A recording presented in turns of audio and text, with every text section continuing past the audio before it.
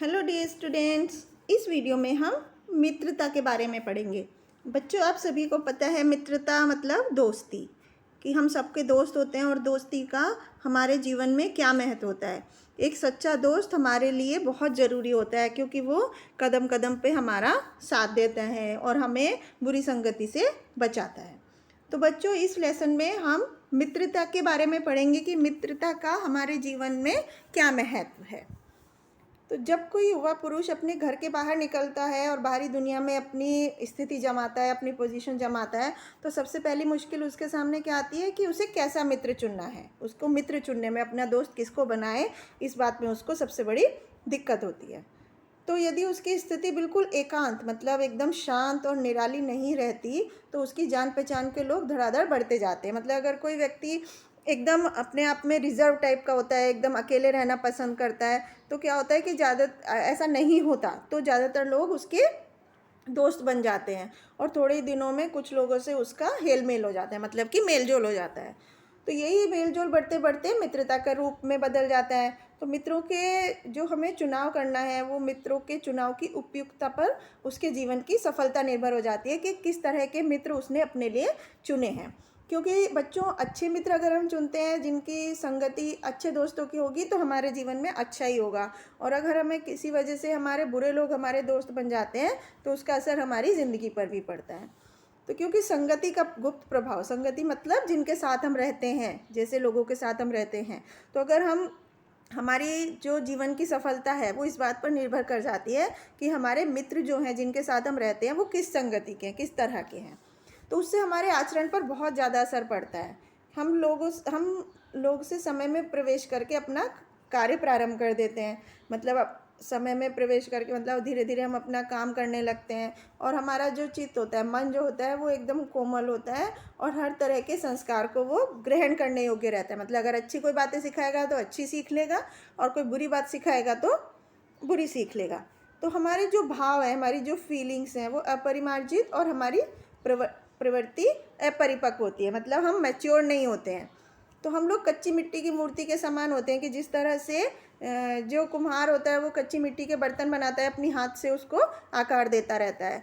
तो इसी तरह से हमारी जो प्रवृत्ति होती है, हमारी जो अपरिमार्जित प्रवृत्ति होती है, कच्ची मिट्टी के मूर्ति के समान होती है कि उसको थोड़ा सा हम अपने हाथ से बनावट दे दें, थोड़े से संस्कार अपने हिसाब से कम ज़्यादा कर लें, उसी हिसाब से वो पक जाती है।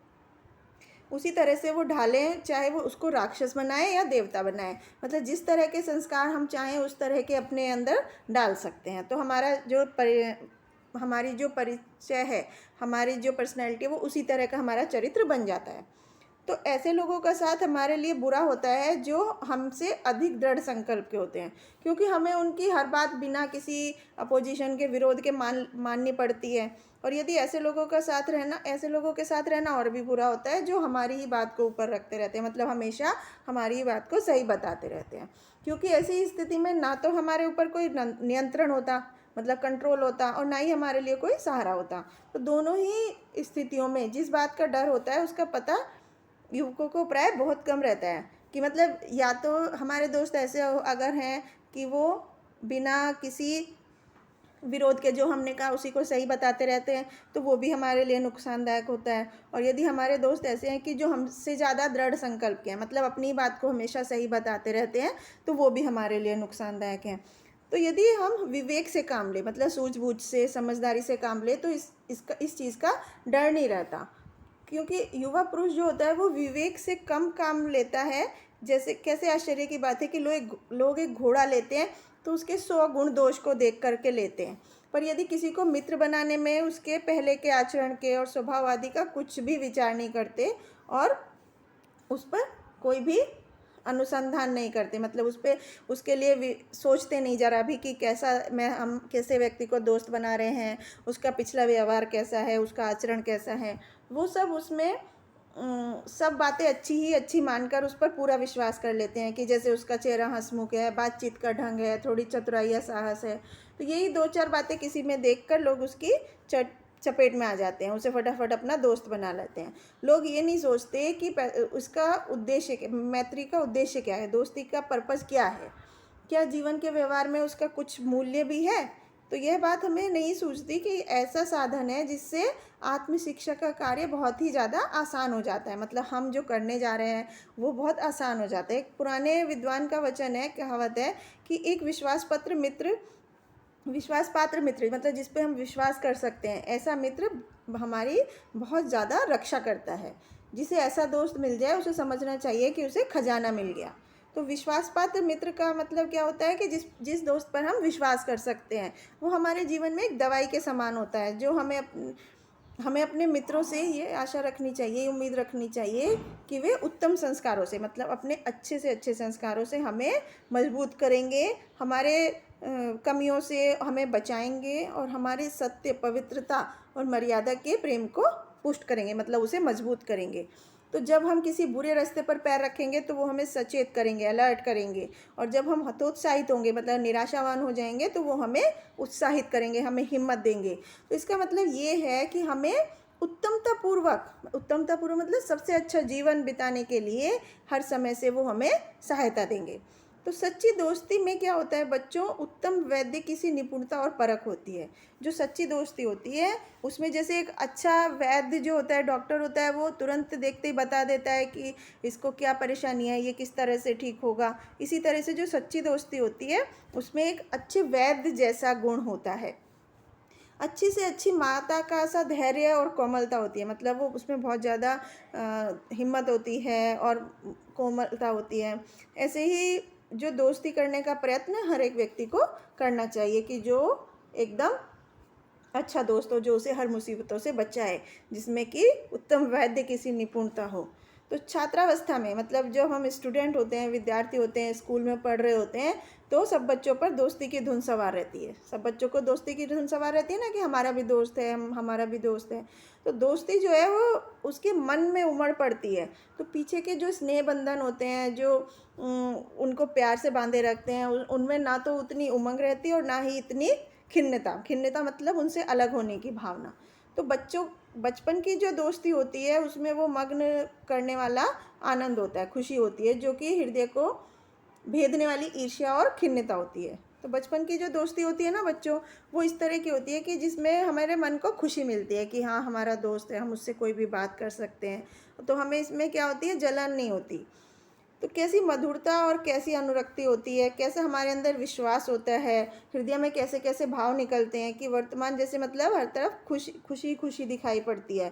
और भविष्य के संबंध में, मतलब अपने फ्यूचर में होने वाली जो भी कल्पनाएं होती हैं वो मन में रहती हैं कि फ्यूचर में हम ऐसा करेंगे, वैसा करेंगे। तो कितनी जल्दी बातें लगती हैं और कितनी जल्दी मानना होता है, मतलब किसी की बात का हम बुरा भी कितनी जल्दी मान जाते हैं और कितनी जल्दी हम खुश भी हो जाते हैं।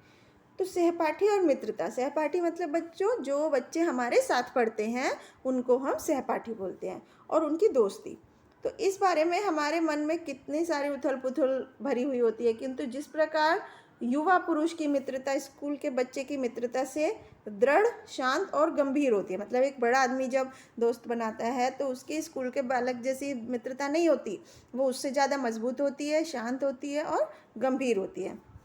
उसी से तरह से हमारी जो युवावस्था के मित्र हैं, मतलब जब हम एडल्ट होते बड़े हो जाते हैं, तो जब हमारे जो मित्र होते हैं वो बाल्यावस्था के मित्रों से कई बातों में अलग होते हैं।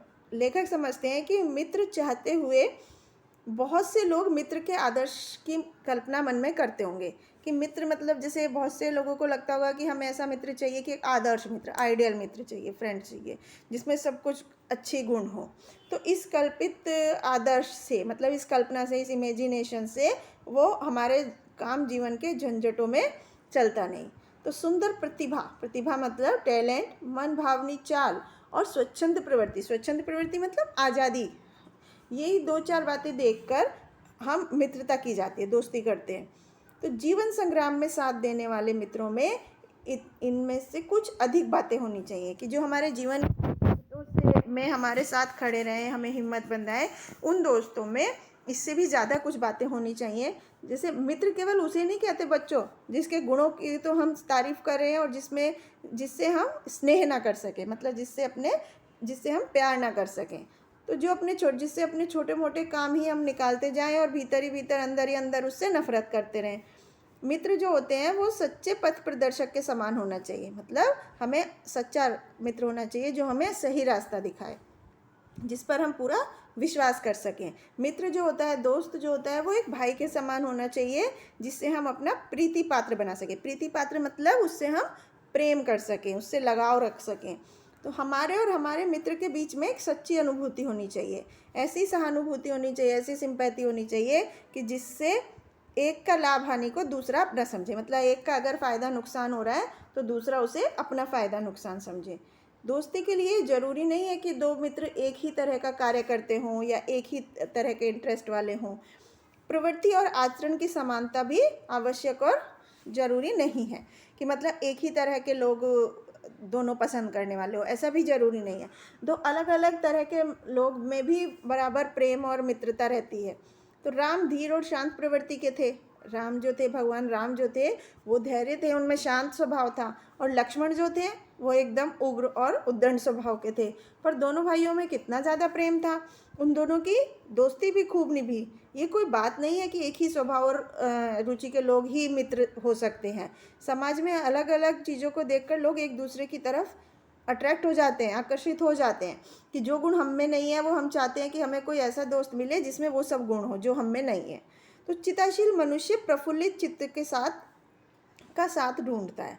मतलब जैसे चिंताशील मनुष्य, जैसे कि किसी को कोई व्यक्ति ऐसा है जिसको बहुत ज़्यादा चिंता रहती है, तो वो क्या चाहता है कि मुझे एक ऐसा दोस्त मिले जो कि बहुत ज़्यादा प्रफुल्लित हो, खुश रहने वाला हो। और निर्बल जो होता है, जो कमज़ोर होता है, वो सोचता है मैं एक बलवान व्यक्ति को अपना दोस्त बनाऊं। और धीर जो होता है वो उत्साही व्यक्ति का साथ ढूंढता है।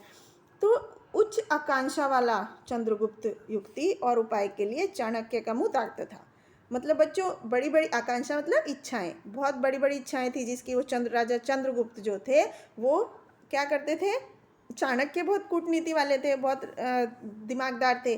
तो वो जब राजा चंद्रगुप्त को बहुत कुछ इच्छा होती थी, कुछ बड़ी बड़ी आकांक्षाएं, उन्हें इच्छाएं पूरी करनी होती थी, तो वो उसके उपाय के लिए क्या करते थे, चाणक्य को देखते थे कि चाणक्य इस समस्या का हल बताएगा।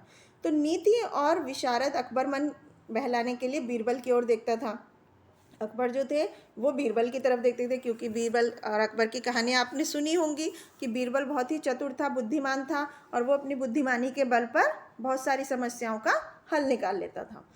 तो बच्चों, दोस्त का कर्तव्य इस प्रकार से बताया गया है कि उच्च महान कार्यों में, मतलब बड़े बड़े जो काम होते हैं उसमें सहायता देना, मन को बढ़ाना और हिम्मत दिलाना कि तुम अपनी सामर्थ्य से बाहर काम कर जाओ, कि जितनी तुम सोचते हो अपने बारे में कि मैं इतना काम कर सकता हूँ, उससे भी ज़्यादा काम कर पाओ।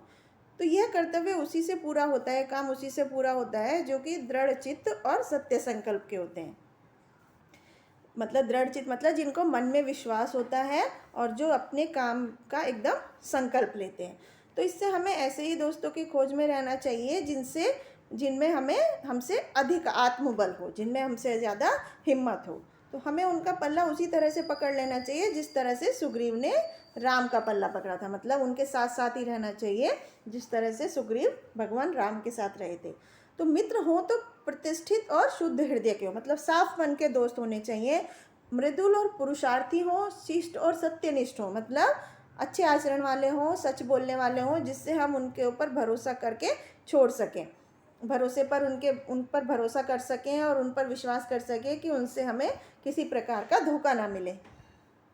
तो जो बात ऊपर मित्रों के बारे में कही गई है वही जान पहचान वालों के बारे में भी ठीक है। तो जान पहचान के लोग ऐसे होने चाहिए जिनसे हम कुछ फ़ायदा उठा सकें, जो हमारे जीवन को बहुत ज़्यादा अच्छा और खुश बनाने में कुछ सहायता दे सकें, जबकि उतनी ही जितनी गहरे मित्र देते हैं। तो मनुष्य का जीवन बहुत थोड़ा सा होता है बच्चों, तो उसमें खोजने के लिए कुछ समय ही नहीं होता। यदि क ख ग घ हमारे लिए कुछ नहीं कर सकते